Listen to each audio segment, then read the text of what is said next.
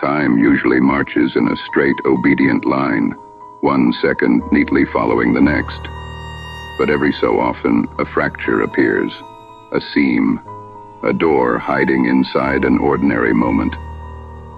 Step through, and memory echoes forward, greeting moments that haven't yet arrived. The future loops back to meet you, and the familiar becomes just slightly, unmistakably wrong. Welcome, traveler, to the door between 2 seconds. Step carefully. The moment you entered is already behind you. Episode 9. The Road Between the Bells. They left the monastery at dawn, when the bells were still unsure whether they were ringing for prayer or warning. The younger brother Thomas turned back once at the gate, as if expecting the stone walls to speak his name and call him home. They did not. Stone never did. It endured, and that was its only wisdom. The older brother, Alric, did not look back at all. They had been given a quest, though no one had used that word. The abbot had called it an errand, which was how men softened things they were afraid might kill you.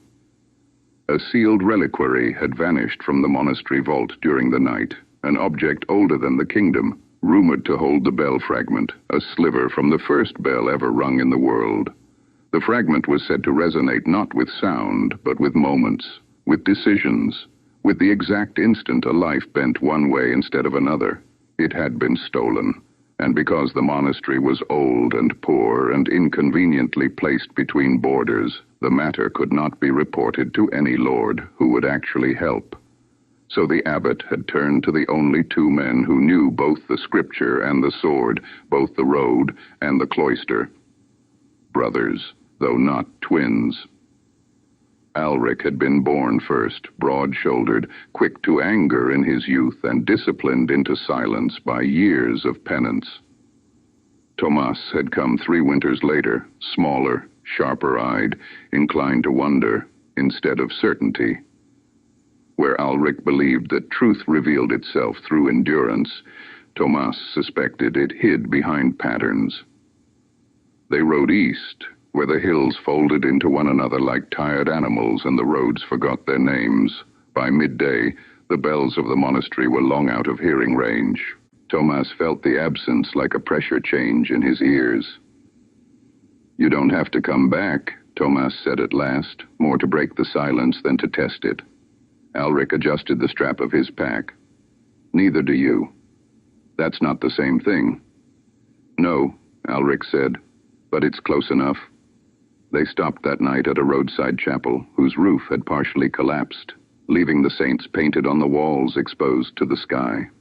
Rainwater had blurred their faces into expressions that might have been grief or mercy. Thomas knelt instinctively, then hesitated, unsure whether prayer still applied to places abandoned by their own builders. Alric lit a small fire. While Thomas prepared bread and dried meat, he noticed something carved into the chapel floor, half hidden beneath moss and dust, a circle, cracked clean through the center. His breath caught. Alric followed his gaze. "It's just a pilgrim mark," he said. "People carve things when they wait too long." Thomas crouched, brushing away debris. "No, this isn't idle. Look at the symmetry." Alric shrugged. "Symmetry doesn't make something holy."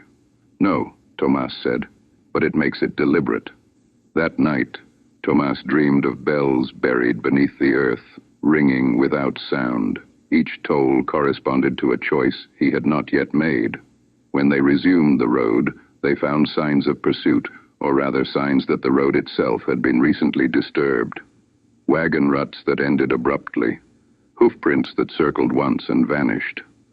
A stretch of dirt where grass should have been, as if the land had been rubbed raw by hesitation. By the 3rd day, Thomas was certain they were not following the thief. They were following the echo of the theft. "The relic doesn't just sit in space," Thomas said as they crossed a narrow bridge. "If it truly holds what the abbot believes, then moving it would disturb something." Alric snorted. "You're saying the ground remembers being stepped on." "I'm saying time might," Thomas replied. They reached the town of Brackenfold at dusk, a place built too close to a river that had already tried once to claim it. The people there were quiet in the way of those who had recently agreed not to discuss something. At the inn, the keeper hesitated when Elric asked about strangers passing through. "Many pass," the man said carefully. "Carrying a reliquary," Thomas added, "bound in iron and ashwood." The keeper's eyes flicked, just for a moment, toward the back wall. "There was a bell," he said. "Not ringing, but people said they felt it." Elric leaned forward. "Where did it go?" "Up the old road," the keeper said. "Toward the high pass. Toward places no one uses anymore." That night, Tomas overheard whispered arguments in neighboring rooms, husbands accusing wives of having changed, children insisting their parents had promised different things yesterday, small fractures, domestic but sharp.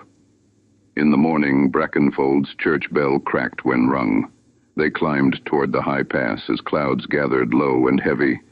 Snow lingered in the shadows despite the season. The road narrowed, then split. One path climbed directly upward, steep and exposed. The other wound along the mountainside, longer but safer. A stone marker stood between them, ancient and eroded. Tomas brushed away lichen and found words nearly lost. "Only one way continues. The other remembers." Elric read it and frowned. "Riddles," he said. "We take the direct path." Tomas hesitated. "What if the relic wants to be remembered?" Elric turned. "What if it wants to be returned?" They argued there longer than either would later admit. Not loudly, not with anger, but with the accumulated weight of every disagreement they had never resolved. At last, they chose. They chose the upward path. The climb was brutal. Wind cut like a blade. Stones shifted beneath their feet. More than once, Thomas thought he heard a bell beneath the howl of the storm, not ringing, but waiting. Near the summit, they found the thief, or what was left of him. The man sat against a rock, eyes open, expression peaceful. The reliquary lay beside him, unopened. No wound marked his body. "He starved," Tomas whispered. "No," Elric said slowly. "He stopped." They carried the reliquary down from the pass, but the storm worsened. Snow erased their tracks. The path they had climbed no longer looked familiar. At a bend in the mountain, Tomas froze. Below them lay the winding road they had refused, the safer path, clearly visible now, bathed in a thin shaft of light. And on it, far below, Tomas saw two figures, brothers, themselves, walking. "Elric," Tomas said, voice shaking. "Look." Elric stared, face pale. "That's impossible." The reliquary hummed, not audibly, internally, like a memory, insisting on relevance. Tomas understood then. The relic did not show the future. It preserved the moment where a choice could still fracture reality. The brothers stood at the edge of the path, snow whipping around them, the reliquary vibrating between them like a held breath. Elric tightened his grip on the straps. "We go back," he said. "We finish this." Tomas looked down at the other road, at the versions of themselves who had chosen differently and were still walking. "Or," Tomas said quietly, "we learn what the road remembers." The mountain waited. The bell beneath the world did not ring, not yet.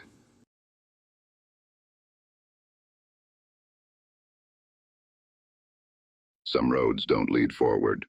They wait to see if you remember them. The door is still there.